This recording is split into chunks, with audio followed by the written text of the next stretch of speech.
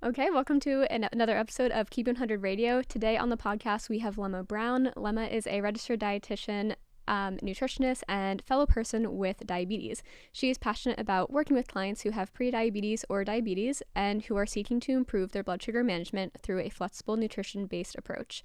Her own experiences living with type 1 diabetes gives her a unique understanding when working with her clients. Some fun facts about Lemma are that she was diagnosed with diabetes when she was 19. She has a fraternal twin sister, and her favorite food combination is peanut butter and chocolate. If you can't tell, I went heavy into your website, so don't mind me. Nice. But welcome to the show, Lemma. I'm really excited to have you here. Thank you. I'm so excited to be here. Thanks for having me. Of course. Do you mind sharing a little bit more about yourself and, yeah, just a little bit more about you? Sure. Sure. Just a little bit more about me, other than the fact that I have type 1 diabetes, is I am a mom. I have two little kids. I have a 4-year-old and I have a 1-year-old. And I feel like that journey, preparing for pregnancy, has really prompted me to really focus more on the pregnancy part of, or preparation for pregnancy and postpartum part of having type 1 diabetes. Other things about me: I live in Virginia. I love to be outside, especially right now because the fall leaves and the temperature is so nice. Um, what else? Yeah, I have a twin sister. Most of my family lives in West Virginia and Virginia, which is nice. It's pretty convenient. I'm from West Virginia originally. That's just a little bit about me. Yeah. Yeah. I actually have a question because you have a fraternal sister, like you mentioned. Were you ever, did you ever think that maybe you would have twins? Yes. Oh my gosh. So both ultrasounds with my kids, I was like, my husband and I were both like sitting there like, oh my gosh, what if it's twins? We even said it out loud. We're like, oh, good, it's only one baby, because as cool as it is to have a twin, it's really cool. I didn't really want to have twins because I imagine it's so much work. And it's like one baby is already enough work, so let's just double it. Yeah. So I did think I might have twins one of these two pregnancies, but I didn't. And I was happy about it. I always get that from my family too. I'm not a twin, but my mom is a twin, my dad is a twin, my cousins are twins, and my fiance's aunts are twins. So, Oh my gosh. yeah, A we lot always of get, twins. yeah. I'm like, I'm okay. We'll pass that one off. But just had to ask that one. But Yes. Oh my gosh. you were diagnosed when you were 19, which is actually exactly the age that I was diagnosed as well. When is your anniversary? I have to ask. My anniversary, I think I don't remember the specific day because it was definitely a really stressful day, but I know it was around Valentine's Day, so I kind of count Valentine's Day as my Wait, anniversary. no way. I was February Yeah. 17th. Oh wow, Yeah. so we were so close. Yep. That's I crazy. remember literally Valentine's Day, I was sitting like eating chocolate. I'm like, why am I really craving chocolate? That's so funny. Yes. Wow. I remember thinking that too. I wanted all of the sweets, and then sure Yep. enough, I figured out why. It's that time of year, I guess. Yeah. Well, do you mind sharing a little bit more about your diabetes journey, that diagnosis, transition? Yeah, it's everything. Sure. Yes, I was a freshman in college and I was living away from home. So I had some good friends. My sister was actually went to the same school as me. I had people checking in on me, but I was just slowly getting really sick, especially over my second semester of college. And I was diagnosed with not hypothyroidism. I think I was diagnosed with hyperthyroidism at some point during my college, my first year of college. And I knew there was something else wrong because I was getting treated for that and I wasn't feeling better. And I went back for a second opinion with, I actually went to the ER because I just was feeling so bad. And I was like, something else is up. And I just can't figure out what it is. I was drinking so much water. I was craving sweets, but they seemed to be making me sick. I had so much like lack of energy. I couldn't stay awake in class. I was like, obviously there's something wrong with me. And I went to the emergency department and they totally wrote me off and just said like, oh, it's just your thyroid disease. You'll just respond to treatment eventually. And I was like, listen, I know I'm sick. I know there's something wrong with me. So a week later, I got a second opinion from another endocrinologist, and they finally figured out that I had type 1 diabetes because I was so sick. So it was really a stressful time. And I felt like I was pushed aside because I was older too, because at Mm-hmm. that time, type 1 diabetes was still seen as a children's disease, and I was not a child. And people kept saying that to me in offices. I can't believe you have diabetes. You're so old. I was like, yeah, 19 is, I'm so old. I'm still a teenager. So I definitely felt like I wasn't heard. And I was so happy someone took the time to dig a little deeper because I honestly, I was so sick. I don't know what would have happened if someone hadn't like checked in a little when they did, basically. Yeah, yeah, very similar experience. I mean, I was really lucky that when I kind of I had called the overnight nurse, and as soon as I read my symptoms, said like, come in tomorrow morning. And like, I went to Penn State, like that's a big school. You had to wait like at least a week for an appointment. Usually, the fact that they said come in tomorrow morning without an appointment, I was like, oh, okay, yeah, this is serious. But kind of the same sense in that like I felt like the only things that were recognized about diabetes were A, juvenile diabetes, quote unquote, or B, type 2 with the general misconceptions. And so like when I brought to my parents, I'm like, hey, I think I have diabetes, because like I'm researching this and it came up on Google. They're like, no way, like these, you don't fit in either of these categories. I'm like, I don't know if it really works that way. Yeah, I know. It was still at that time, I think we're starting to learn a little bit more about it. Like it can Mm-hmm. actually affect anyone at any age. Yep. So at that point, you were a freshman in college. Were you already going to, like, in your mind, did you want to be a registered dietitian, or did that come with the diagnosis? It definitely came with the diagnosis. I wasn't sure what I wanted to study. I was thinking about going into teaching because my mom was a teacher for over 30 years. I'd always thought about going into nursing, but I wasn't sure if nursing was the right path. And after I was diagnosed, I was undeclared before that. I didn't have a major. I was thinking about a few things. And after I was diagnosed, I feel like I saw the dietitian all the time, the dietitian and the diabetes educator. I feel like I saw her all the time. I felt like she had the tools that I really needed to sort of survive every day. It's like, sure, the nurse can teach me how to take medicine, but I really have to figure out the best way to eat for myself. And the dietitian seems to have all of the information for that. So I can get through the day and survive each day, essentially. So I found her to be so helpful. And it motivated me to go into nutrition. I was like, this information is so helpful for me. And it might be more if I become this professional and then share with someone else coming from someone who has this disease, because that's so rare Mm-hmm. in healthcare. Someone's always educating you who doesn't live with something. And sometimes it can feel a little bit easier coming from someone who deals with them themselves. Yeah, yeah, exactly. Is I feel like there's so many of those. I had those experiences of going to see your endocrinologist or your registered dietitian, and it's kind of like those blanket statements of oh, just eat these amount of carbs, keep your blood sugars between this range, and you're like, okay, well, I'm living with it, and it feels a lot harder than that. So Yeah. what gives? But so I'm really glad that you get to be that resource for other people, and kind of give them that empowered experience, at least from what I see of what you share online. Yeah, absolutely. I try to. So you mostly support people living with diabetes through pregnancy or preparing for pregnancy, correct? Correct. Yeah. Yes. So what makes diabetes, like what makes that overall experience more difficult when expecting or preparing to expect? It's more difficult because it feels like management just becomes much more not the management is never like not serious, but with pregnancy, because the idea is to be connected to someone else in your body, maybe we feel a little bit more strongly or a little more it can feel a little bit different than us just managing ourselves. And also the management for pregnancy is quite a bit tighter. The recommendations become tighter.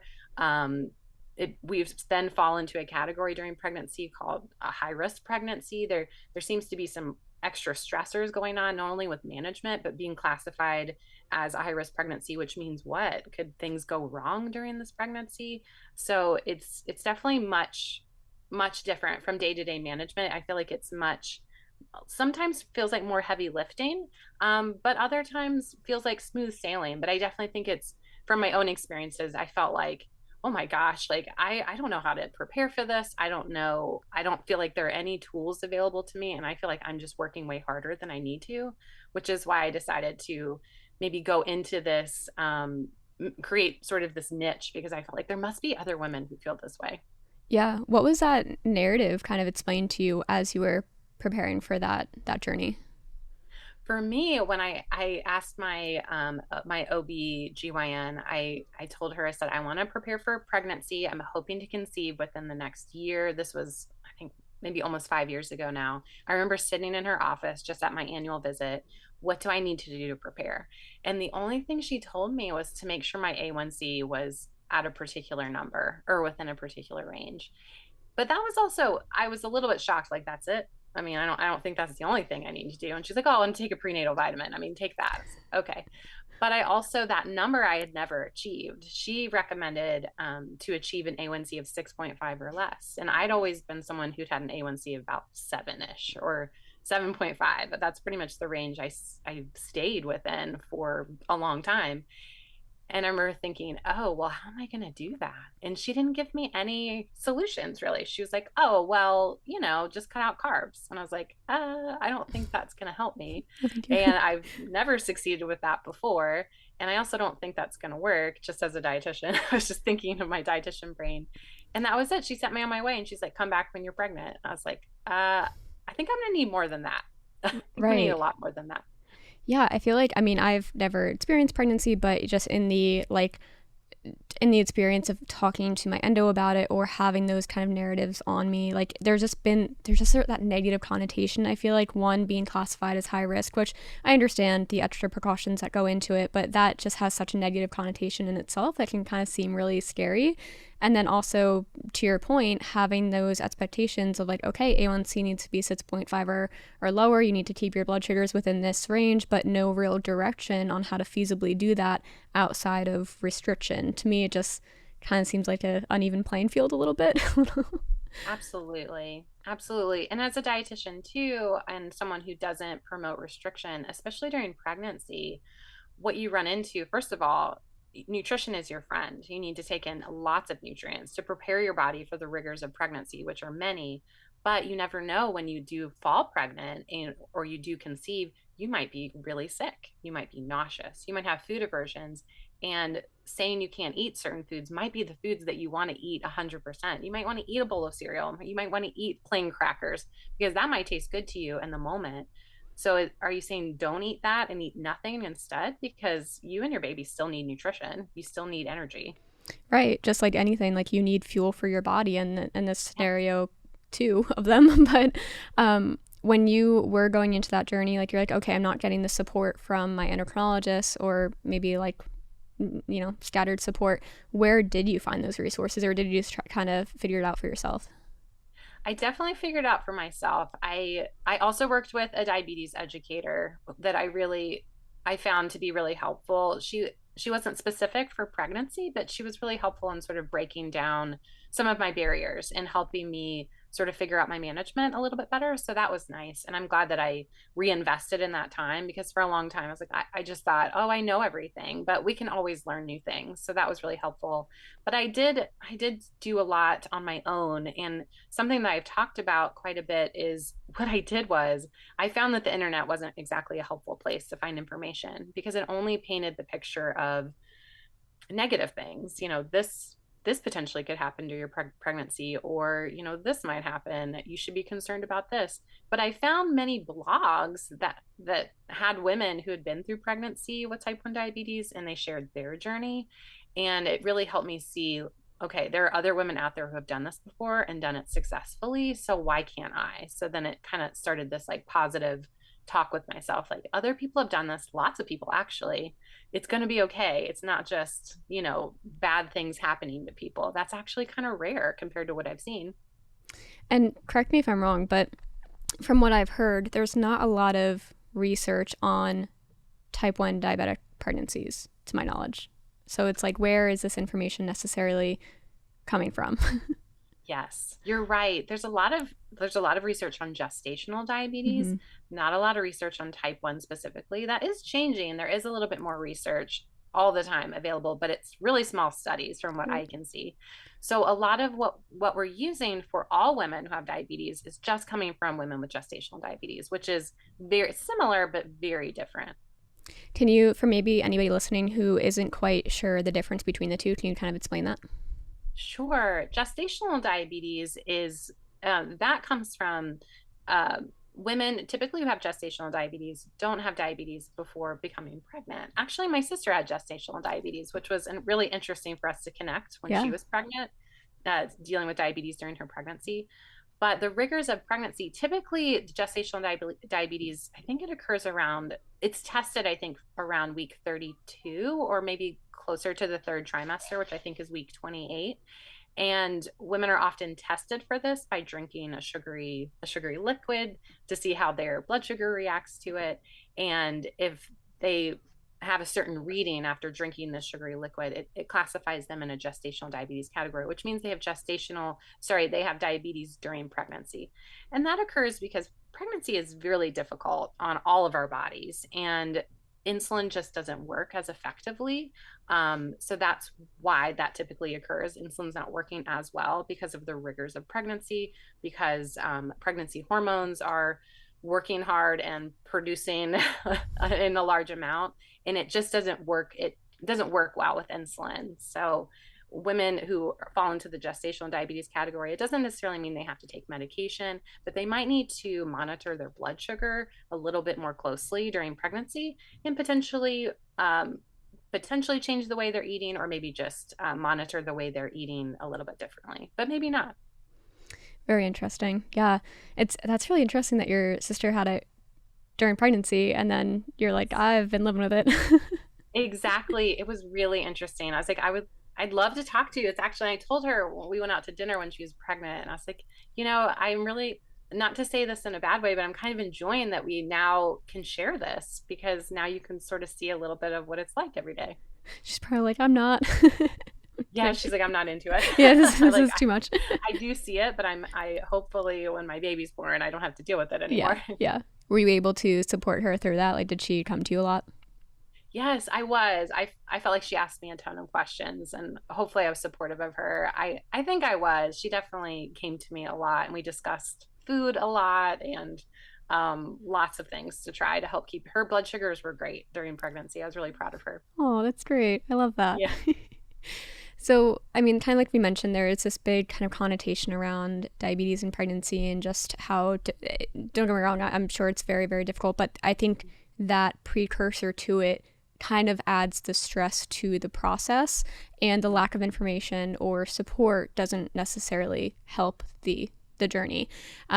So in your experience, like just from the information end versus the lived experience and supporting other people through it, do you mind if we talk about kind of those biggest kind of myths or like beliefs that aren't necessarily accurately portrayed, or not Absolutely. necessarily true? Yeah, absolutely. Yeah, I would love to hear kind of from your perspective what those, I mean, it's probably easy for me to say. I've never been pregnant, but yeah, just from your perspective, what those kind of look like. Yeah, absolutely. I wrote down a few to maybe go off of. If there's more, we can talk about more. Yeah. I think one of the top myths that I certainly hear about with my own clients, and just I feel like out there in the internet world, is that if you have diabetes, type 1 or any type of diabetes during pregnancy, you're going to have a large baby. Your baby's going to be large. Have you heard that before? I have, and I mean, I'm 5'2", 109 pounds, so that's a little scary to me to think about. Yes. And it is for many women, because they might think, well, what does that mean? Like, what's a large baby? Typically, I think most healthcare providers classify a large baby as a baby that's greater than 8 pounds, 13 ounces. But to be perfectly honest, babies come in all shapes and sizes, and just because women have large babies doesn't necessarily mean baby is unhealthy.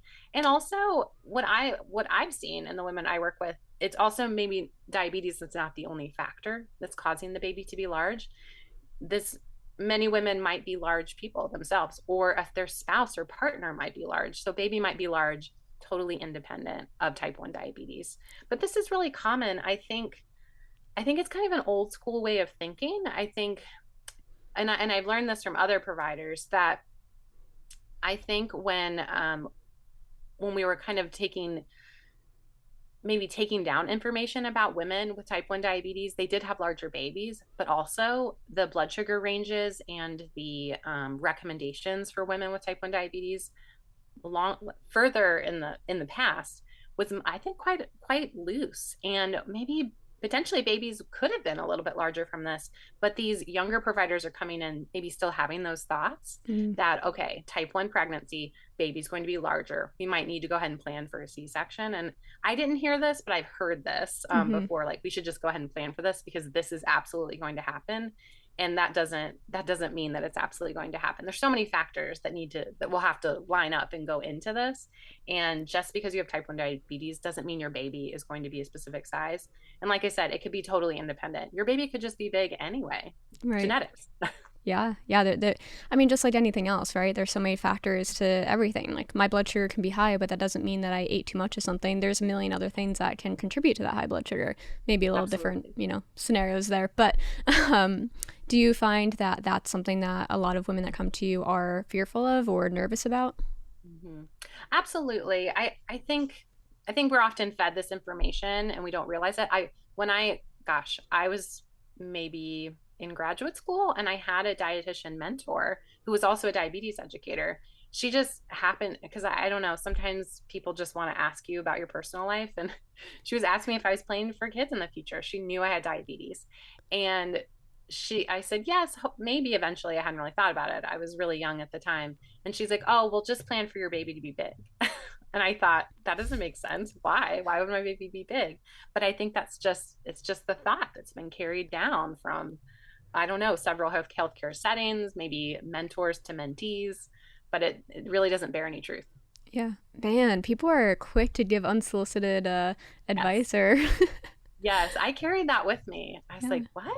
right. That's okay. And then both my kids were 7 pounds. I was like, both were not large. You're like they're good. Yeah, I know. It's really funny. What would you say is the second biggest myth? Well, gosh, second biggest myth. I do think women expect that they'll have complicated pregnancies. They'll have complicated pregnancies. They expect that they'll have preeclampsia. They'll expect that they have to deliver early. They might need a C-section because of complications. And I think that's often something women feel really nervous about. I have diabetes, therefore I'll have complications. And again, just like the large baby statement, just because you have diabetes doesn't mean your pregnancy doesn't have to go smooth. It can probably be just as smooth, if not smoother, than someone who doesn't have type 1 diabetes. It's not an automatic. And just because we do have this health condition, it does put us in a high risk category, but it doesn't necessarily mean that you're a high risk person and these things are going to happen. But it's hard having that label, like you mentioned, like going into it with that label, like I'm at higher Mm-hmm. risk for these things, but it doesn't mean that they're necessarily going to happen. And sometimes something like preeclampsia or pregnancy induced hypertension or high blood pressure can exist. It doesn't matter if you have diabetes or not. It could still come about anyway. But I think we feel like because we have this condition, all of these things are going to come about in our pregnancy, and it makes sense. And I actually talked to another provider recently, and she said, well, in some ways it's good that you worry because it means like you're already a conscientious mom. You're trying to do the best thing for you and your child. And I said, that's a really good point and maybe something to consider thinking about throughout your journey. Like I worry about this because I care about it. Mm-hmm. But I do think that that's a myth that we think our pregnancies are going to be really complicated. And in fact, many of them are very smooth. Mm-hmm. Yeah, I like that. I actually just got off of another podcast recording and we were just talking about that, kind of like that power of that extra, the power of and. So like I'm a person living and I have diabetes, and I think the same thing. It's like we can have diabetes, we have that extra layer on top of us or that extra title, and then you add the layer of high risk, like that immediate extra title that we have to live with. And sometimes that gets really overwhelming in itself just to be categorized something for something that you live with. So I'm really glad that you're taking the approach of like, yes, it can happen, but it can happen without diabetes too. And either way, you're a good mom, like you're a good caretaker. So I'm really glad that you're giving that narrative rather than kind of that fear-based narrative. Mhm. Absolutely. I agree with you. I feel like, especially the women I interact with on social media and the women I work with in my groups, they hear enough of the fear tactics and the fear mongering and the fear based messages. So I try my best. I feel like I've always been this way as a dietitian. I feel like people often want to talk with me, and share more information with me because I come in as a friendly person. It's like, Mm-hmm. no, I care about you and I care about what you're doing. I want you to feel comfortable. I want to provide you with helpful information. I don't want you to feel uncomfortable or scared. Absolutely not. And I hate that that's happening Right. because it's not helpful. Yeah, I can only imagine, just stepping into the endocrinologist's office now as, a person living with diabetes, you're going through your reports, you're getting your A1C taken, and you're kind of feeling judged for the everyday blood sugar numbers, and adding that component of like, okay, now you're pregnant, you're caring for another human, and having that extra layer of maybe like feeling like your judgment, or like you're going to be scolded or yelled at. And I just, it can be a lot of pressure, I can imagine. It absolutely can. I've definitely lived through it. And I remember getting some judgment from not even my provider. I think it was not even a nurse. I think it was someone just like looking at my NST's like test, just monitoring it, and it was a test that just wasn't going very smoothly. And it was okay because sometimes things don't go smoothly. Sometimes baby's asleep, you know. And she was very quick to pass judgment on me, like, well, what's your blood sugar? You know, like, well, we need to make sure the doctor looks at this. And I was like, excuse me? Excuse me, Wow. you don't know me. You don't know my day to day. You don't know, really, all you know is my name. Like, you don't Mm-hmm. even have my chart in front of you. Like, where are you coming with this? And it really hurt my feelings. So it's like, I Mm-hmm. work really hard and I'm doing the best I can. I know that I am, and I don't Mm-hmm. appreciate the unsolicited, judgment. Right. There's a lot of extra variables to that journey. So just for somebody to be assuming, oh, if your blood sugar is high, maybe you're not doing enough, or you don't care, whatever narrative that they're telling, like that they're probably told through other means, through their experience. It's definitely unfair. Um, what would you say is that like one more, like that biggest myth that you're kind of, you were either told or that your clients are told about pregnancy and diabetes? I think many women expect at least that their not to say at least because it's definitely something that's scary, but they expect that their baby will be born with their blood sugar being low, or maybe sort of out of whack, or not balanced. That's something that comes up a lot, I think.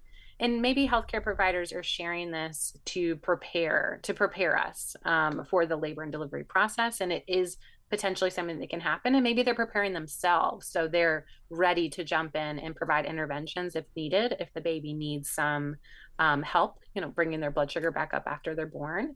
With having diabetes, and certainly blood sugar can sway low or high, especially during labor, because it's an athletic event and it's really difficult. So blood sugar can do many different things. Potentially could cause baby's blood sugar to also, when the baby is born, potentially their blood sugar could be low, and it would need to be corrected, which isn't as scary as it sounds. It's usually giving the baby something like dextrose, which is what we would get if our blood sugar is low. Mm-hmm. But I think providers often bring it up in a way that could potentially be scary, and potentially it definitely could be scary, especially after delivering your baby, and maybe they have to be taken somewhere to get some sort of medical intervention. And this is something that, again, can occur if you have type 1 diabetes, but it doesn't occur every single time. Just as an example, two examples, both of my babies had balanced blood sugar when they were born, had no issues after birth. But it's brought up in a way, I think, like I said, I don't know if the providers are preparing themselves or us or what, but Mm-hmm. brought up like, well, this will certainly happen. And it is not something that happens every time. Certainly something to be aware of, but babies can absolutely be born and their blood sugar be completely normal. Right. Oh, I like that. Yeah, like there's a difference between being prepared for something and then it's expecting it because that's what you're told is definitely going to happen. Like that's the Yes. scenario. Can you speak on, this is a little, I didn't put this in the notes actually, so I'm kind of freeballing here. But so I did a lot of questions on like the experience like before, so that before when you're kind of preparing for pregnancy, getting your blood sugars in range below that kind of like marker where your endocrinologist wants them. And then there's that during process, right? So I know that there's a lot of different insulin sensitivity shifts that are you may be experiencing. And then there's that after of, and this is a huge loaded question, so spark notes, is definitely welcome here. But then there's that after of postpartum, when people are like kind of relearning their bodies and relearning how to navigate blood sugars after that. Can you kind of give us the Spark Notes version of what people might be able to expect? Sure. Are you more interested in like what can happen after the baby's born? Yeah, just what people can expect in each of those kind of phases as they might Yeah. be, if they've never experienced this before. Yeah, I think absolutely, especially postpartum, because during pregnancy, blood sugar can do different things based on the different trimester. And I'll give just like a brief overview to maybe like as a build up. But often, not always, not always, we're all different. Often during the first trimester, women with type 1 diabetes might be dealing with low blood sugars more often than not because insulin tends to be more sensitive during the first trimester, but not always, not always, but that seems to be fairly common. The second trimester, blood sugar tends to balance out a bit more. Hormones are not totally surging yet. Blood sugar seems to be a bit easier to manage, a little bit more forgiving. Not everyone is just kind of a blueprint like of what some people see.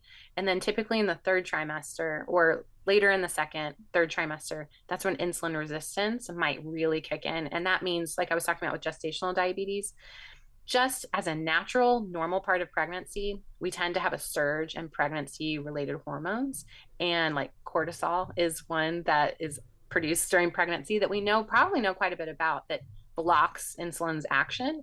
And that is something that happens very normally in pregnancy with type 1 diabetes. So women often have to take quite a bit more insulin than maybe they're used to, especially the later part of their pregnancy. It's totally normal. I feel like I have to say that a million times because there's often judgment that comes with, I have to take more insulin, therefore I'm doing a bad job. It's like, Yeah. no, your body's just progressing in Mm-hmm. pregnancy. And that's just a side effect Yeah. is that you have to take more insulin. But when the baby comes out, usually how it's recommended is that you need to remember or save your pre-pregnancy insulin settings if you use an insulin pump or your routine if you're using insulin or using insulin in shots and injections. But what I've noticed going through pregnancy twice is it's not often like that. The placenta is delivered, the placenta is out of your body, but the hormones remain. So it's not often like, boom, I'm just back to normal. Hormones remain. And if you happen to be breastfeeding, bottle feeding, that can be really different, especially with hormones being produced or maybe starting to like dissipate a little bit. So I like that some providers do a really good job. And this is a great question to ask your provider. Like, what are your recommendations for me postpartum? And maybe nudging them, like, I don't know that I'll feel comfortable just putting in my pre pregnancy settings if you use a pump or my routine with injections. Maybe there's like a buffer in between because, again, like I said, those hormones are still in your body, still working. So you might find that, and also you're not normal. It's not, you're not pre-pregnancy normal. Your body's going through a lot of healing and just adjusting to having a new person that you're taking care of. So there might need to be a couple of options available to you as far as taking your medicine. I found that to be really helpful for me in my pregnancy, sort of having like a couple of phases to work off of. And I would check in with my doctor frequently with changes. And certainly, and I'll be honest, not a ton because I was busy, taking care of a new baby. But I think it's helpful to have that established care and an easy way to maybe message them or get a hold of them, especially if you're experiencing more lows than you would like or high blood sugar. So you can stay healthy and heal well postpartum because you certainly want that process to be as seamless as possible. It's kind of a messy time. I hope I answered your question, but it's definitely not like an easy plug in these numbers. You should be good to go. It's a little bit crazy.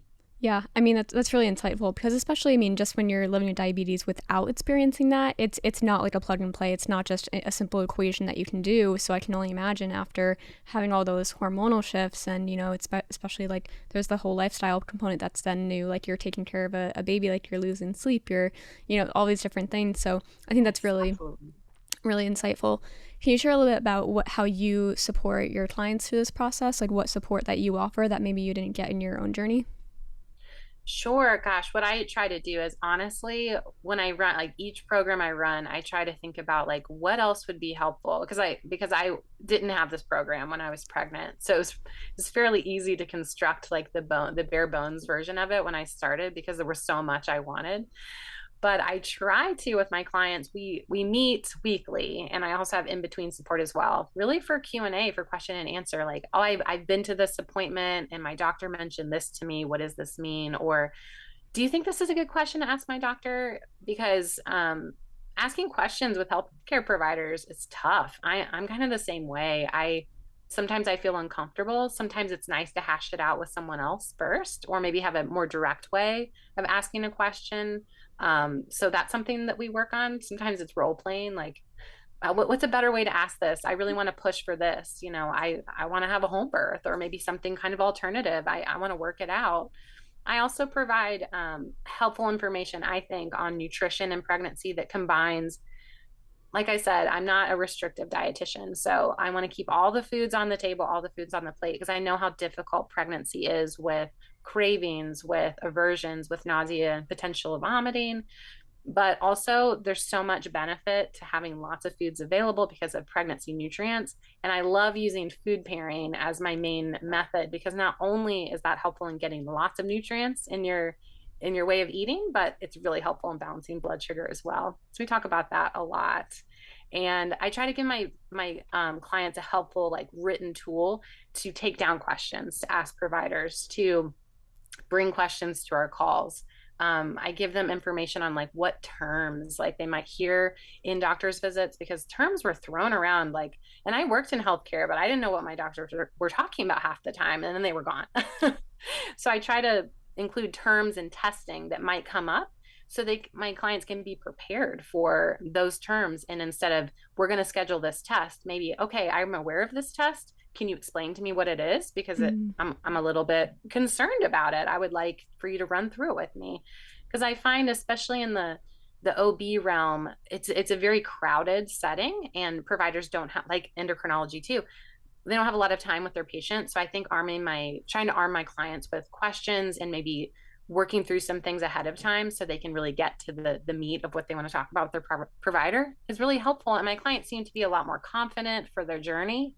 And I mean, from my experience with my clients, the journey seems to be smoother too, because they're a bit more educated. They feel more confident. They just feel more comfortable going through it. Me, I was a nervous wreck the whole time. I'm really kind of jealous of my clients because they can really enjoy the journey, because it can be really fun and really nice. I mean, it should be enjoyable. Yeah, and I do find that the best support comes from thinking about what you wish that you had in that journey. Like, same thing for my clients too. I'm like, I built Keep 100 because I wish that's the support that I wish that I had when I was 19 or first diagnosed. But same thing, like, I mean, you seem to be really the facilitator between, like, you're not having the conversations for them, but just like you said, like, you're arming them with the information, you're arming them with, like, the terminology, and you're teaching them how can you be your best advocate while also giving them more knowledge and strategy on how to support themselves in their diabetes management. I think that's the most empowering thing, is being able to say, like, I know how to care for my own body. Like, yes, I'll reach out when I need the support from my endocrinologist, but I feel good, moving forward. So I think what you're doing is really powerful and really exciting.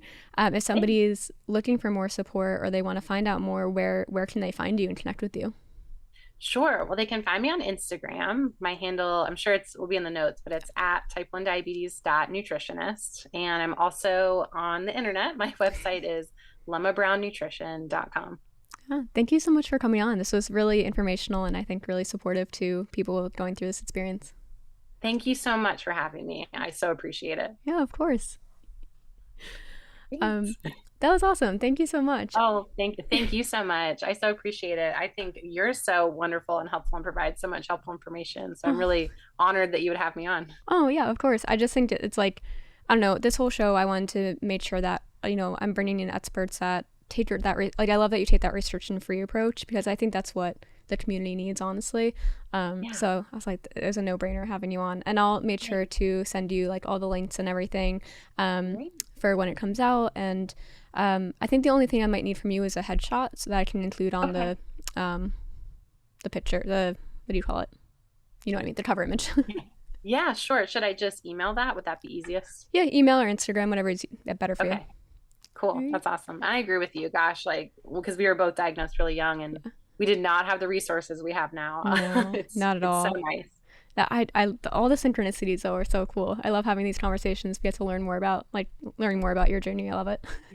Yeah, I know. I do too, because I feel like it's helped me so much too, to learn that so many other people with type 1 diabetes have had a similar journey, because it can be really lonely sometimes. Yeah. Been there. Yeah, absolutely. And that's kind of why we're doing what we're doing, I think. Yeah, exactly. No, but let me Yeah. know like whenever you're like if there's any way that I can support you on online and everything, definitely let me know because I love what you're doing.